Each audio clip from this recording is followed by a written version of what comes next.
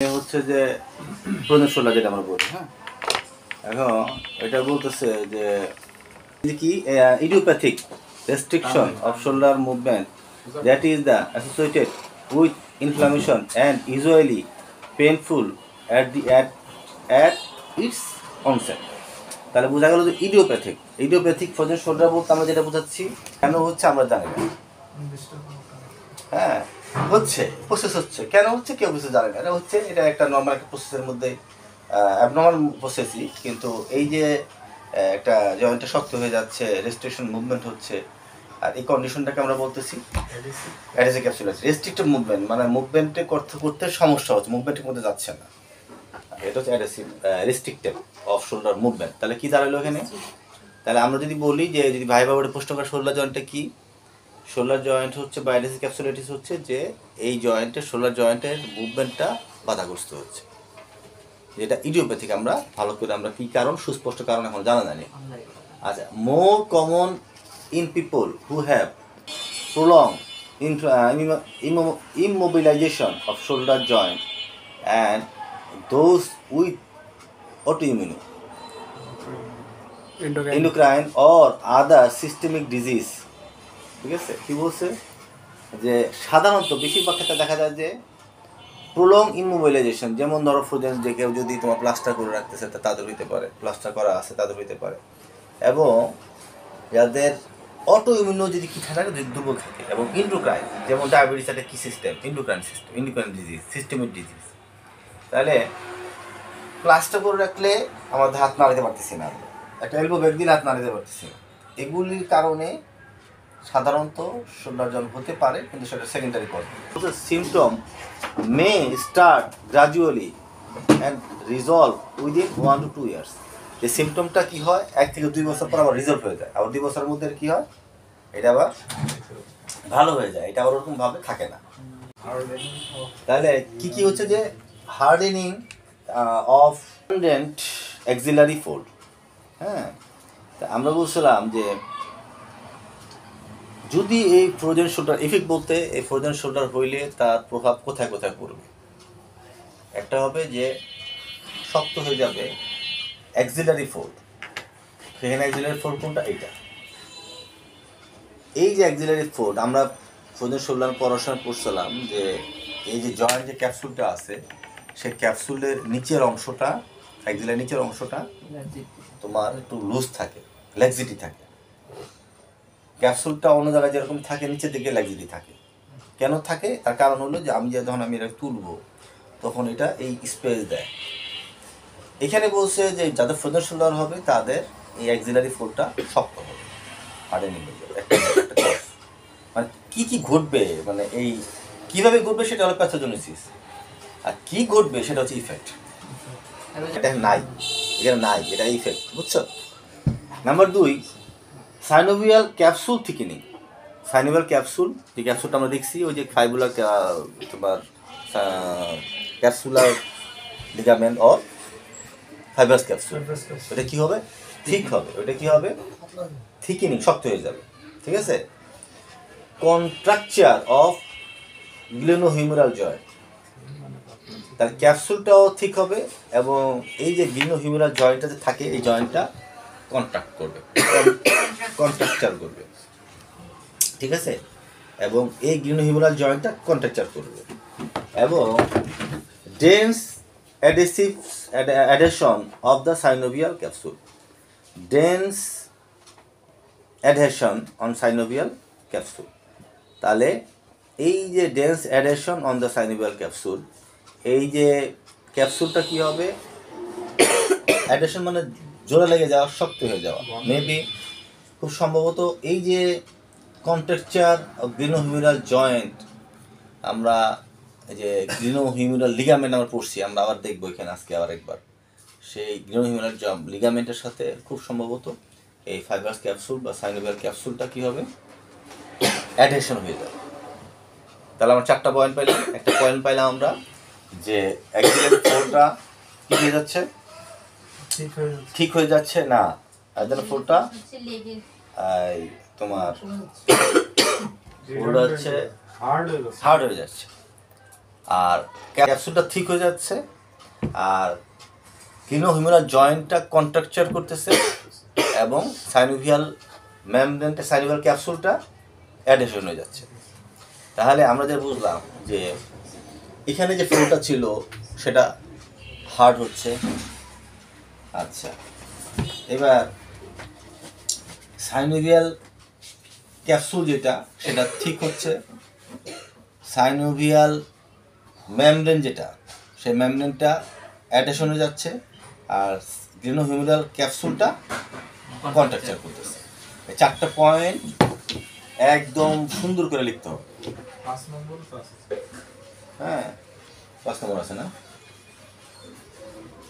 5 নম্বর সপ্তম আরেকটা, এটা হলো significance lose of significance loss of প্রজন্ম। হ্যাঁ, 5 নম্বরটা গুরুত্বপূর্ণ। 5 নম্বর কি? প্যাসিভ এবং active range of motion loss হয়। প্রজনন প্যারালাইসিস ক্যাপসুলের পেশেন্ট সে নিজেও আর তুলতে পারবে না, আমরাও যদি তোলার চেষ্টা করি তুলতে পারবে না। এটা খুবই গুরুত্বপূর্ণ পয়েন্ট। এটা হচ্ছে প্রজনন একটা গুরুত্বপূর্ণ তোমার এই লক্ষণ, এবং প্রজনন ক্লিনিক্যালি এটা ডায়াগনোসিস করা যায়, এটা গুরুত্বপূর্ণ একটা পার্ট। অ্যাডিসি ক্যাপসুলাইটিসে প্যাসিভলি আমি কত পারবো? কত আছে এখানে?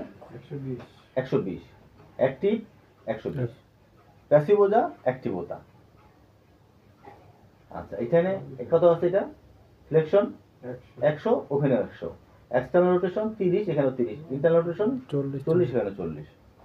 কোনো পেশেন্টে যদি 20 ডিগ্রিতে পারে না, তাহলে কি প্রজনন শুরু বলবো না? প্রশ্ন আসতে পারে, এইটা প্রশ্ন। 20 ডিগ্রিতে সে 20 ডিগ্রি পরে সে পারতেছে না, প্যাসিভও পারে না, অ্যাক্টিভও পারে না, তাহলে কি সেটা প্রজনন শুরু বলবা কি বলবা না? প্রজনন শুরু বলবো। কোনো পেশেন্ট 30 পারতেছে এক্সটার্নাল রোটেশন অ্যাক্টিভলি, প্যাসিভলি আমরা তার 95 ডিগ্রি পারতেছি, তাহলে কি সেটা প্রজনন শুরু? না, রোটেটর কাপ ক্লিয়ার হতে পারে, তাই না? আবার আমরা দেখলাম যে আচ্ছা, এটা স্টেজ অনুযায়ী, তাহলে বোঝা গেল যে অ্যাডিসি ক্যাপসুলাইটিসের শর্ত হইল প্যাসিভলি যা হবে অ্যাক্টিভলি তাই। ঠিক আছে, এই কথা মাথার মধ্যে একেবারে, এই কথা যদি কেউ না বলতে পারে ভাই একদম ডাহা ফেল করে একদম প্রথম ফেল।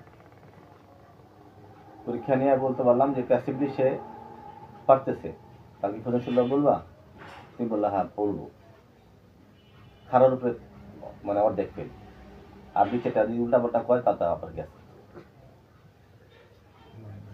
এখন বলো কি জন্য ফেল করাবেন? কারণ ফেল করবে এটা নিয়ম, কারণ তুমি সরাসরি ভুল করছো, তাহলে আর তোমার কি বলবো, কথা নাই কোনো, বুঝতে পারছি? এই জন্য ওইভাবে খেয়াল প্রস্তুতি নিতে হবে। এবার আসো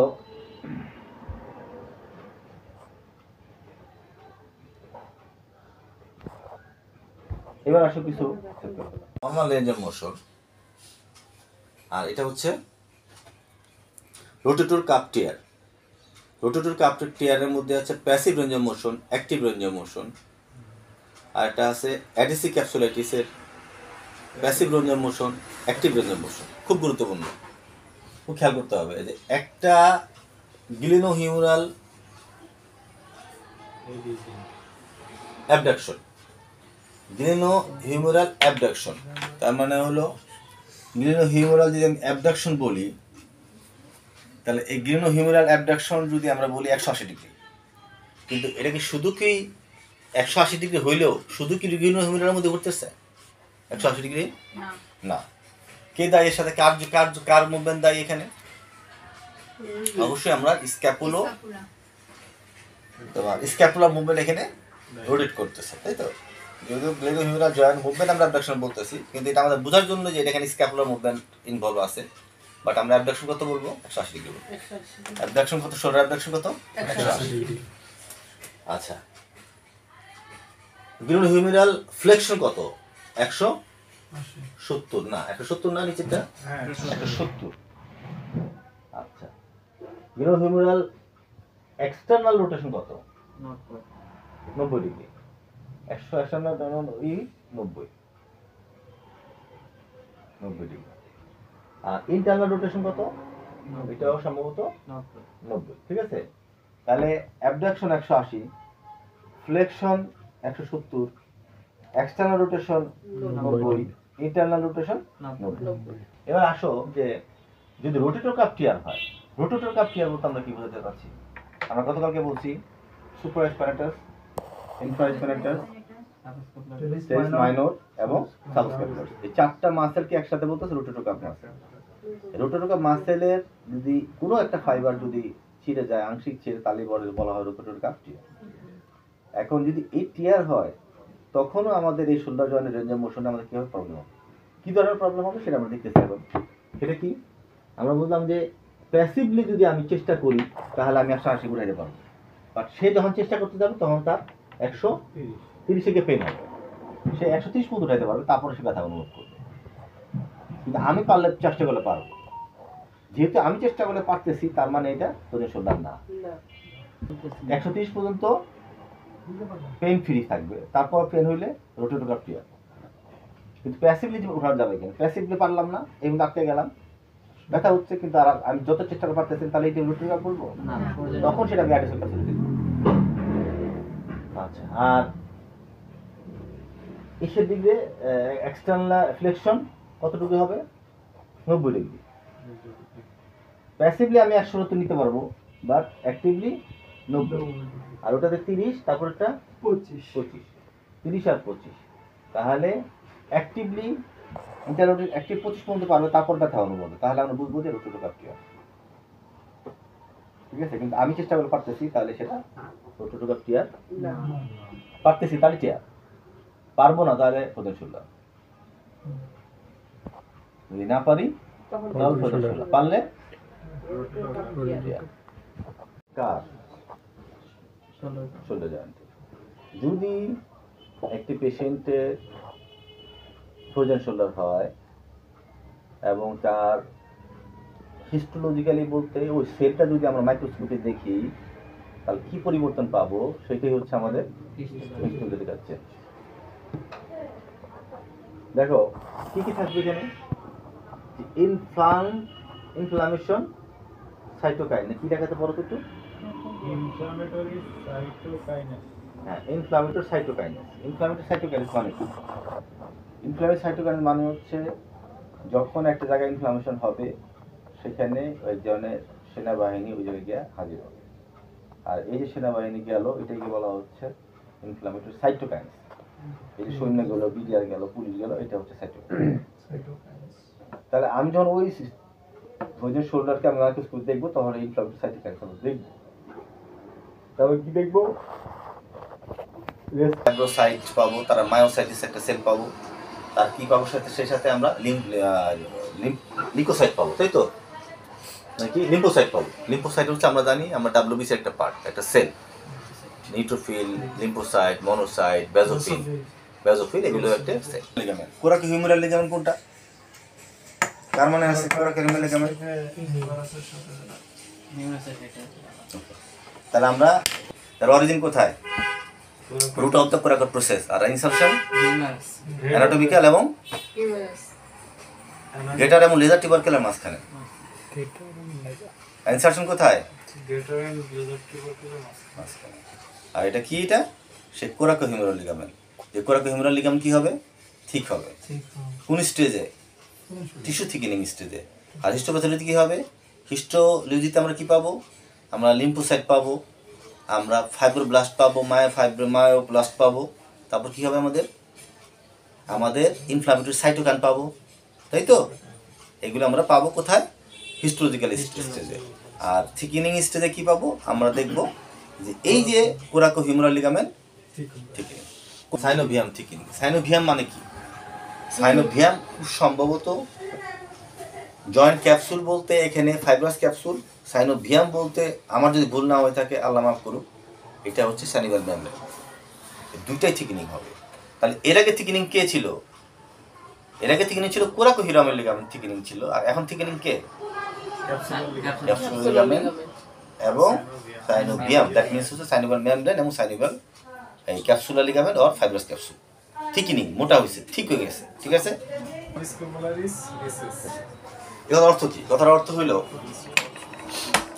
হইল সাবস্ক্যাপুলারিস আছে এই জায়গায়, তাই তো? সাবস্ক্যাপুলারিস অরিজিন, ইনসারশন কোথায়? লেজার টিউবারকে। লেজার টিউবার কই? এই লোকটা হাতের নিচে। এই সাবস্ক্যাপুলারিস এবং এই যে লেজার টিউবারকেলে কার ইনসারশন? সাবস্ক্যাপুলারিসের। এখন এই সাবস্ক্যাপুলারিসের এই জায়গায় একটা বার্সা থাকে, যে এই জায়গায় বার্সা কি? একটা পানির থলি, যে পানির থলি বার্সা মাসেলের টেন্ডনের ফ্রিকশনকে আমাদের ওভারকাম করে, ক্ষতিগ্রস্ত হইতে দেয় না। তাহলে এই বার্সাটা কি হবে? ডিস্ট্রকশন হয়ে যাবে। বার্সার ভিতরে যে ফ্লুইডটা থাকে ফ্লুইডটা নষ্ট হয়ে যাবে। কার নষ্ট? এখানে সাবস্ক্যাপুলারিসের ক্ষেত্রে ইন্ডিকেট করা হয়েছে, স্পেসিফিকলি এখানে বলা হয়েছে সাবস্ক্যাপুলারিসের ভিতরে যে বার্সা থাকে, সেই বার্সা রেসিস আছে, সেই পানিটা শুকিয়ে যাবে। 3 নম্বর পয়েন্ট, থিকনিং। আমরা পড়তেছি কি? টিস্যু থিকনিং। টিস্যু থিকনিং আমরা দেখছি একটা, প্রথম কি দেখলাম আমরা? আমরা দেখলাম কোরাকোহিমোরাল থিকনিং হয়ে গেল। তারপর আমরা কি দেখলাম? ফাইব্রাস ক্যাপসুল এবং সাইনোভিয়াল মেমব্রেন কি হয়েছে? ঠিক হয়ে গেছে। তারপর আমরা কি দেখলাম? বার্সাটা কি হয়ে গেছে? ডিস্ট্রকশন হয়ে গেছে এবং ডিস্ট্রকশন হয়ে গেছে, তাই তো? ডিস্ট্রকশনই তো ছিল, এই তো। আর আসো 3টা কথা পাইছি আমরা।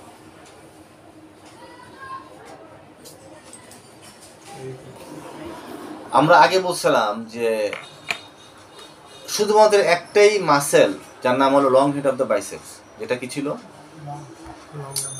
ইন্টার আর্টিকুলার ছিল, ক্যাপসুলের ভিতরে ছিল। তাহলে বলতেছে যে এখানে খেয়াল করো, খুব খেয়াল করো, এখানে এই যে বাইসেপ ব্রাকেন্ডে উঠতেছে, তাই না? এই শীটটার মধ্যে আমরা কি সাইনোভিয়াম মেমব্রেনের শীট, এই জায়গায় আমরা কিছু একটা শীটের মতো একটা অবস্থা ছিল। এই শীটটা এখানে তো কোন শীট ছিল? সাইনোভিয়াম মেমব্রেনের। কি ছিল? পড়াইছিলাম গত ক্লাসে আমরা। আর এটা হলো ফাইব্রাস ক্যাপসুল। আমরা বলছিলাম একটাই মাসেল আছে, যে মাসেলটা কি ছিল? ক্যাপসুলের ভিতরে ঢুকছে। ঢুকিয়া কি ছিল? এই যে গ্ল্যানোড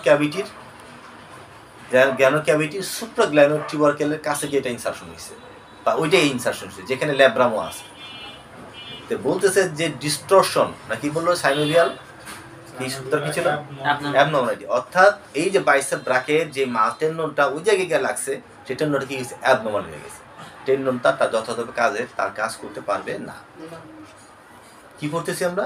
টিস্যু থিকনিং। কি করতেছি আমরা? দেখো এই যে নর্মাল যে সাইনোভিয়াল ফ্লুইড, এখানে তাকায় দেখো যে এখানে কত ফ্লুইড, আর এখানে ফ্লুইড নাই। তার মানে এখানে ফ্লুইড ছিল, নর্মালি আমরা দেখবো 15 ml ফ্লুইড, মিলিমিটার ফ্লুইড থাকার কথা, কিন্তু ফ্রোজেন শোল্ডার ফ্লুইড কমে যাবে, 5 থেকে 6 মিনিট ফ্লুইড পাবে। এই যে ফ্লুইডটা থাকে সাইনোভিয়াল আমাদের সাইনোভিয়াল জয়েন্টের যে বেসিক যে অ্যানাটমি, তার মধ্যে কি থাকবে? ফ্লুইড থাকবে। সেই ফ্লুইড এখানে কমে যাচ্ছে। কমে কত? মানে 5 থেকে 10 থাকবে না বলেই খালি ঘষা লাগবে, কাছে চলে আসতেছে পুরো। তাহলে এই জায়গায় আমরা যদি তৃতীয় স্টেজে কি পাবো? আমরা ফ্লুইড লস। তাহলে প্রথম স্টেজ কি ছিল? হিস্টোলজিক্যালি। দ্বিতীয় স্টেজ কি ছিল? Tissue thickening. তৃতীয় স্টেজে কি ছিল? Fluid loss. এবার ভাস্কুলার চেঞ্জ। ভাস্কুলার মানে ভেসেল বলতে আমরা সবসময় বুঝবো আর্টারি ভেন, নার্ভ এখানে আসবে না। এখানে কি বলতে? Vascular change. কি কি ভাস্কুলার চেঞ্জ আছে দেখো পড়ো তো। নার্ভেও অ্যাবনর্মালিটি হবে, ভেসেলের অ্যাবনর্মালিটি কোথায়? সাইনোভিয়াল জয়েন্টের মধ্যে। আচ্ছা, আর কি হবে? প্রোটিন নাকি? Increase immunoreactive protein. Immunoreactive protein মানে কি? এখানে ইমিউনোরিঅ্যাক্টিভ প্রোটিন মানে বলতেছে যে এখানে যে আমাদের লিম্ফোসাইট, ধরো আমাদের যেমন ধরো অনেকগুলো অটো ইমিউনো ডিজিজ আছে, যেমন ধরো আমাদের রিউমাটয়েড আর্থ্রাইটিস, এসএডি, তাই তো? এই জাতীয় রোগের মধ্যে যে আমাদের লিম্ফোসাইট, এটা আমাদের কি করে? আমাদের ক্রনিক ডিজিজের, ইমিউনোলজিক্যাল ডিজিজে আমরা ইনভলভ করে। এখানে যে এই যে ওই জায়গাগুলিতে আমাদের যে ইমিউনোরিঅ্যাক্টিভ প্রোটিন আছে, সেই প্রোটিনগুলি যে বাড়ে, আমরা পরে দেখবো, আমরা এটা মেকানিজম পড়বো পরে আমরা। তাহলে আমরা বুঝলাম ভাস্কুলার চেঞ্জে কী পাবো?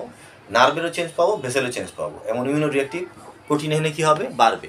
এখানে কী হবে? বাড়বে। আর কি আছে এখানে? ইনক্রিজ ভাস্কুলার ইন দ্য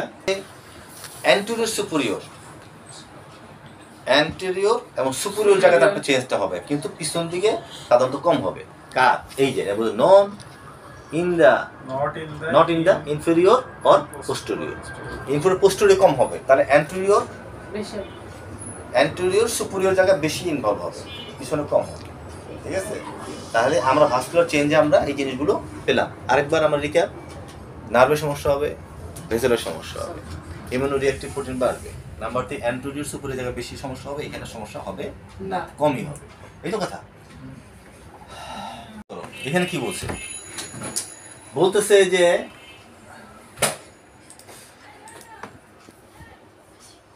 দেখো যে প্রি ফ্রিজিং, চারটা স্টেপের মধ্যে কি আছে? প্রি ফ্রিজিং, ফ্রিজিং, ফ্রোজেন এবং থ্রোয়িং।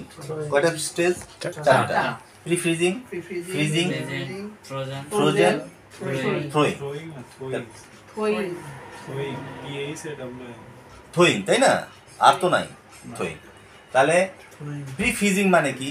প্রি ফ্রিজিং মানে হচ্ছে যেটা এখনো শক্ত হয় নাই। তাহলে ওই স্টেজটা কয় মাস সময় লাগতে পারে? সেটা 1 থেকে 3 মাসের মধ্যে হতে পারে। এই অবস্থায় কি হবে? পেন হবে, বাট ওই জায়গায় ক্যাপসুলার প্যাটার্ন, নন ক্যাপসুলার প্যাটার্ন থাকবে। নন ক্যাপসুলার প্যাটার্ন মানে এবং পেইন উইথ অ্যাক্টিভ পোস্টের নন ক্যাপসুলার প্যাটার্ন। নন ক্যাপসুলার প্যাটার্ন মানে হচ্ছে, খুব খেয়াল করতে হবে, একদম প্র্যাকটিক্যাল করা হবে এবং এটা ভাইবা ধরা হবে, প্র্যাকটিক্যাল থাকবে। সেটা হচ্ছে ক্যাপসুলার প্যাটার্ন। তুমি এখানে তোলার পরে এদিকে আর যাচ্ছে না, ক্যাপসুল আটকে গেল, এটা হলো ক্যাপসুলার প্যাটার্ন। আর এখানে নন ক্যাপসুলার প্যাটার্ন, তুমি তুলতেছো, পারতেছো, তুলতে পারবা, অ্যাক্টিভ আর প্যাসিভ তুমি হাতে তুলতে পারতেছো, বাট ব্যথা হবে, কিন্তু ক্যাপসুলের মতো ফিলিং তোমার হাতে হবে না। এই যে ক্যাপসুলার প্যাটার্ন, নন ক্যাপসুলার প্যাটার্ন মানে কি? মানে হলো একজন থেরাপিস্ট পেশেন্টের রেঞ্জ অফ মোশনে হাত দিয়ে যে ফিলটা করে সেটা হচ্ছে ক্যাপসুলার প্যাটার্ন। নন ক্যাপসুলার ফিল করতেছে কার? জয়েন্টের ফিল। কিসের ফিল? জয়েন্টের ফিল। জয়েন্টের ফিল করে সে যা অনুভব করতে, সেটা হচ্ছে তার ক্যাপসুলার ফিল। এখানে ফ্রিজিং, প্রি ফ্রিজিং স্টেজে 1 থেকে 0 থেকে 3 মাসের মধ্যে হবে। এবং কি হবে? এটা নন ক্যাপসুলার প্যাটার্ন হবে এবং ব্যথা রেঞ্জ অফ মোশন পাওয়া যাবে, বাট এখানে পেইন থাকবে।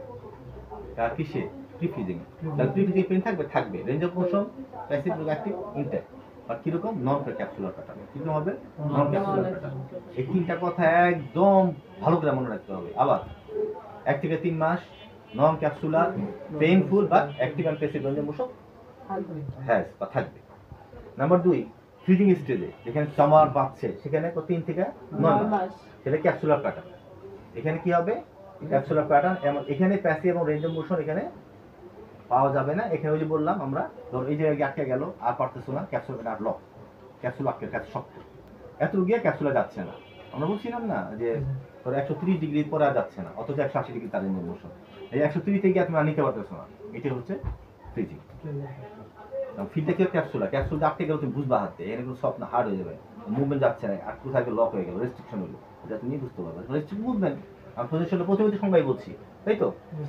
3 নাম্বার হচ্ছে ফ্রোজেন। ফ্রোজেন কি হবে? একদম শক্ত হয়ে গেছে, এখানে কয় মাস? 9 থেকে 15 মাস, তাই তো?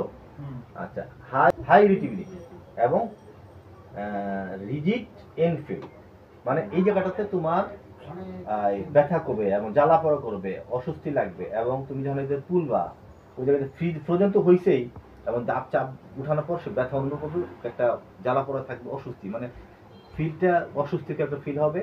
এবং রিজিড এনফিল, এই জায়গাটা একটা শক্ত, মানে এর আগে যে ফিলটা হবে সেখানে ফিল তো তোমার আটকে গেছে, নাই, এখানে আরো শক্ত অনুভব হবে। কোথায়? ফ্রোজেন স্টেজে শক্ত অনুভব হবে, রিজিড। এখানে রিজিড কিন্তু নাই, এখানে রিজিড নাই। 9 থেকে 15 মাস। এবং কি? Irritability, high irritability. Number 4 throwing স্টেজে কি হবে? আস্তে আস্তে ভালো হয়ে যাবে এবং এই ইরিটেবিলিটি কমে যাবে, রোগী আস্তে আস্তে তার সমস্ত প্যাসিভ গঞ্জব গ্র্যাজুয়ালি আবার আস্তে আস্তে ফিরত পাবে, আস্তে আস্তে সে আবার ফেরত আসবে, ফিরে পাবে। ঠিক আছে? লক হইলো, এটা তুমি ফিলটা করলা, এটা হচ্ছে ক্যাপসুলার মতো নাকি নন ক্যাপসুলার? এই যে ফিল করলা ক্যাপসুলার, মানে ক্যাপসুল যায় ওই জায়গায় আটকে। যেমন ধরো কথার কথা, তুমি এই যে আটকে গেলাম, এটা হলো ক্যাপসুলার প্যাটার্ন, এখানে আর যাচ্ছে না, ক্যাপসুল এখানে ইনটেক হয়ে গেল। ধরো এই জায়গায়, এখানে ধরো আমার মাসের প্লাস্টার করছে, এখানে শক্ত হয়ে গেছে, এখন আমার আর যাচ্ছে না, কন্ট্রাকচার হয়ে গেছে, এটা হচ্ছে নন ক্যাপসুলার। ক্যাপসুল এখানে ইনটেক হয়নি, কিন্তু সেকেন্ডারি কোনো কজে হাতটা আটকে গেল, পুরোপুরি ইমোশনাল, নন ক্যাপসুলার। তাহলে এই যে তুমি ফিল করলা যে এটা একটা নরম নরম, পুরা ক্যাপসুলের ফিল পাইলা না, এটা হচ্ছে তোমার নন ক্যাপসুলার। এটা ফিল করা, তাহলে এটা হলো ক্যাপসুলার, এটা হলো নন ক্যাপসুলার। তাহলে ইন ফিল মানে ফিলটা হলো অনুভূতিটা, লাস্ট পর্যায়ে এই জায়গায় তুমি ফিলটা করলে, এটা তোমার ফিল ইনফিল, সেটা ক্যাপসুলার হতে পারে, সেটা নন ক্যাপসুলার হতে পারে।